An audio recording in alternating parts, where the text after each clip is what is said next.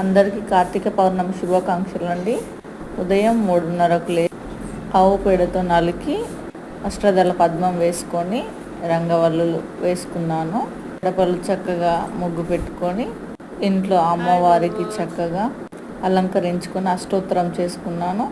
తులసి పూజ చేస్తూ తులసికి తులసి అంటే అమ్మవారు, ఉసిరి చెట్టు ఆ దామోదరుడు. ద్వాదశి రోజు కళ్యాణం చేయడం వీలు కాని వాళ్ళు పౌర్ణిమ రోజు చేసుకుంటారండి. ఆ గౌరీ దేవుని ప్రతి ఉసిరి దీపాలు వెలిగించి 365 వత్తులు కాల్చి అమ్మవారికి అయ్యవారికి నైవేద్యం చూపి కార్తీక మాసంలో జామ పండ్లు వాయనంగా ఇస్తే చాలా 5 ముత్తైదులను పిలిచి వాయనం ఇచ్చుకున్నాను. ఆ కార్తీక దామోదరుని కళ్యాణం చూసి తరించండి. కార్తీక పౌర్ణమి శుభాకాంక్షలు. మీకు మీ కుటుంబంలో ప్రతి ఒక్కరికి ఎల్లవేళలా హ్యాపీగా ఉండాలి కోరుకుంటూ మీ